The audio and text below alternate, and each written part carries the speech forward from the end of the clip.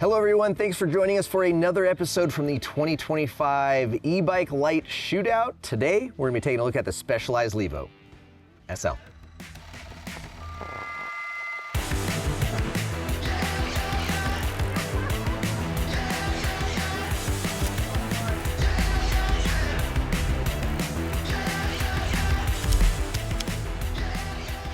So this is part of our 13 bike shootout series that we are doing here in Klamath Falls, Oregon, where we're taking a look at the low mid-power SL e-bike category, whatever you want to call it.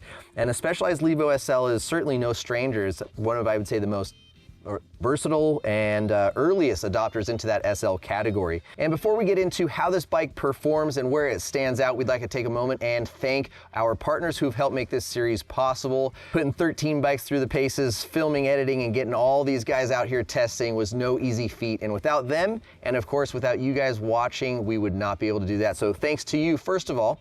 And now, moving on to the bike and our gear. We have outfitted all of the bikes with Schwalbe's radial constructed tires. We have the Albert Gravity out back and a Magic Mary Gravity up front. Enduro has hooked us up with gear head to toe, including helmets, keeping us warm on these chilly nights here this fall. Enduro has kept our feet glued to the pedals and knees safe when they hit the ground, crashing, which I have tested. Quite a few times, in fact. And of course, we'd like to thank the Running Y Resort, which is a bike-friendly hotel just minutes away from two awesome trailheads.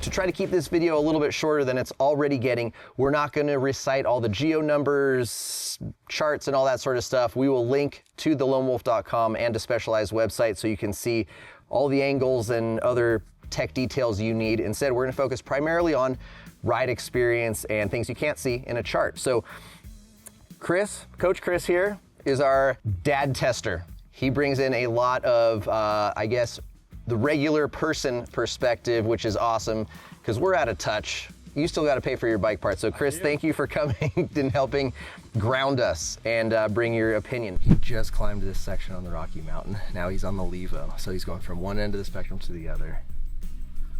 He's gonna feel it. Well, Rocky to Levo. That is a vastly different climbing experience. A lot more muscle on this. Yeah. And less traction, I would say. Oh, really? Yeah. I would say there was a noticeable, I mean, I didn't fub up the climb on the Rocky. I did it twice. Yeah. Yeah.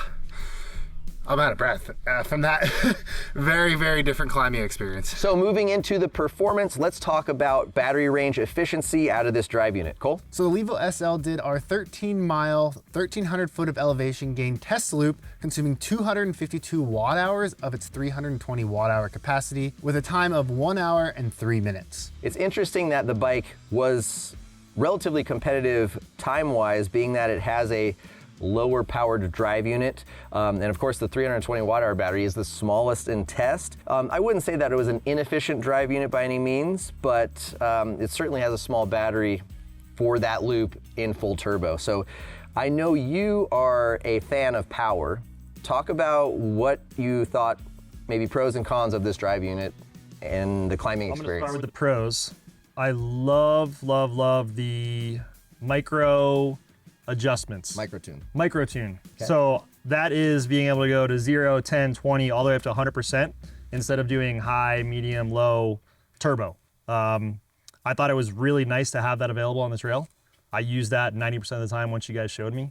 I thought that was very efficient for me to be able to switch when I needed it. The first trail I rode on this bike was we climbed a kind of like flowy blue trail. I felt like it had more power. And then the next lap, I took it on a steeper fire road, and I could definitely feel the lack of power compared to the other bikes I was on. And I also climbed it today on that little test climb, that rock wall. And I came right off the Rocky, which is comparing night and day. So you can definitely feel the limitations of this motor when you really need it. That being said, it's not as bad as it looks like on paper. Okay. And as someone, right, who's got kids and baseball practices to get to, I know you're a fan of like, if you're riding an e-bike, you're like, you've always said, I want all the power. If I'm gonna have an e-bike, you wanna maximize your time on trail. If you're just riding this bike and maybe not comparing it to the Rocky, is this enough? Like, or did it leave you feeling like you wanted more? I wanted more. The one thing I did notice, if I was below 50% and I was trying to go in like battery saving mode, I want to go on a long ride, I didn't feel a lot of assistance. I almost felt like it was harder to pedal. How about the rest of the bike in terms of climbing, comfort, geometry, suspension? The Geo was great. I loved the platform. I loved my where I was sitting on the bike. I like the riser bars too, stock. That was nice touch for me. What did you think of the Shimano stuff? The Shimano stuff. We've had a lot of SRAM stuff. So it was probably 10 minutes of me getting used to it. I think the XT is a little bit clunky compared to the SRAM. Okay. Especially the shifter. I really didn't enjoy it. It feels a little bit plasticky and cheap. And I'm an XT guy. Okay. So wasn't a huge fan of it compared to the SRAM I came off of. Interesting. Okay. Yeah. What do you think? Climbing, drive unit power, everything else? Yeah, I think to kind of add, I mean, Chris pretty much covered most of it. I would say that if you're climbing a lot of kind of blue trails that don't have a lot of steep punches, it's really not that much of an issue. It's only until you get to the steeper grades and really technical climbs where that lack of power really shines. Love microtunes, 70% is my sweet spot. And as far as Geo goes, this S4 felt a little big. As a whole package, we did end up going down on the bars, but when we had the stack really tall, it did give me a really upright climbing position. And the Genie Shock just eats up little bumps on the climb. Like, it does a really good job. You know, it is more of like what I would consider like mountain biking assisted rather than like e-biking, right? Like the full power, which is a different sport, right? And this is assisted mountain biking maybe, but like it's got nice engagement, it's got good power delivery. There are some positive attributes of the drive unit and how it delivers its power, but there is no denying that there is less power than other bikes, right? And maybe a few years ago, this was enough. And I just don't know if now it is enough for a lot of the consumers out there combined with that small battery, right? I mean, yes, you can get the 160 range extender, I believe it is, but you know, you're still not packing a big amount of battery range out of this thing. Levo SL, 5 seconds, go. I found that when I really like a bike, that I will do just about anything on. So there's a side hit that we saw that was a bit of a yank, and I don't think I would have done it on any other bikes, but the Levo SL has me feeling pretty inspired on the descent, so just yanking for everything and having a good time. Getting into how it goes down, it is the most mountain biking feeling e-bike we have on test. For sure. The smaller battery, smaller motor, all goes into a lightweight package that gives you the most non-assisted feel going down the hill. Yeah, 42.5 pounds, I think it is, with gravity casing tires. Man, oh man. Not the lightest build you can build this by any stretch of the imagination. This thing is so much fun. And like, you know, I mean, it's not hard to understand, right? I think a lot of people have said like, oh yeah, Stump Jumper Evos, like it's a popular bike and a lot of people ride them. They've won awards.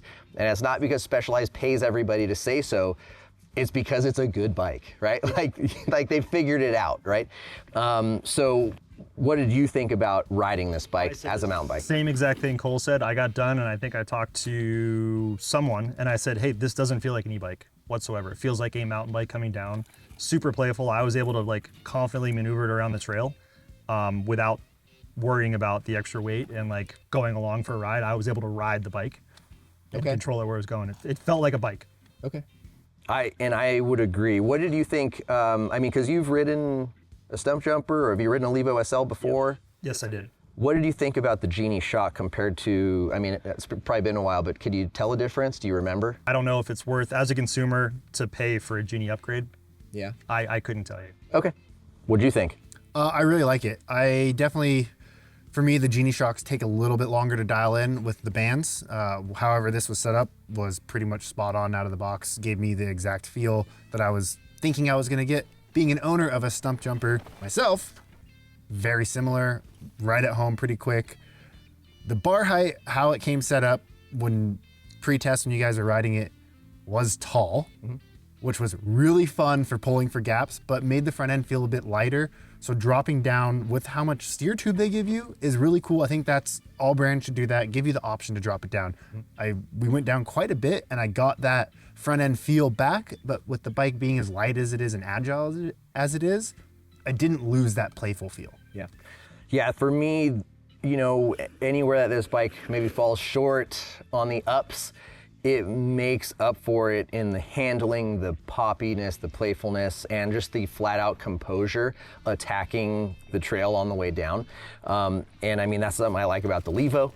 You know, I mean, I have a Specialized Enduro as a personal bike that I never actually get to ride, but you know, like, you know, overall, I really do like this bike. I like this platform. You know, maybe not the most efficient, you know, horse link bikes for those efficient pedaling guys, but when it comes to the downhills, I think the Genie Shock is really cool. I think it adds another level of versatility and tunability to what this bike is capable of. I agree, if you are a rider who is searching for a certain feel, you can spend more time with this. For a consumer who's like, I just want a bike that's going to eat stuff up, is going to make me feel confident, I'm just going to hammer over stuff and be in control, you don't have to do anything. And I think for someone who does own the bike, and we've ridden so many different generations, and we kind of have like grown to like that certain poppy, playful feel that we get out of these, that's where you start having to play a little bit with adding the bands to kind of keep that. But the bump absorbing nature has been improved greatly. The composure and the smoothness has been improved greatly with the Genie Shock, in my opinion. So for me, it's a pretty solid bike, as we would expect. However, there's a lot of really solid bikes that have more powerful drive units and bigger batteries. So competition's gotten tough, right? No, people aren't sleeping out there. So yeah, ideal consumer. And where does the bike sit for you? All in all. Man, ideal consumer, I think someone that really wants to have the most mountain bike, e-bike experience possible. Maybe you don't live and you're climbing crazy steep grades, you have pretty chill climbs to the top, lots of flow trails, lots of jump trails, and then you want to go on a trip down to Klamath Falls and eat some chunk for breakfast. It's going to do it all. Okay. It really suits a wide variety of riders. Okay. Chris.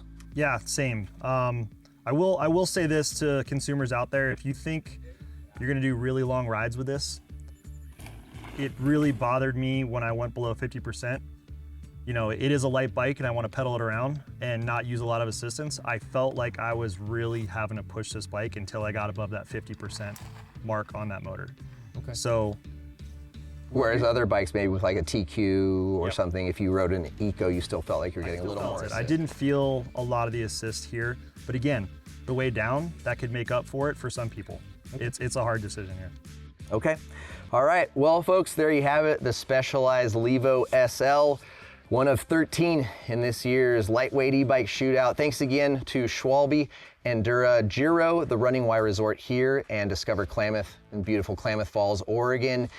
If you guys enjoyed the video, please consider subscribing and stay tuned for the rest of the series and our grand finale to see how this bike stacks up against the rest. Thanks for watching, and we'll see you out on the trails.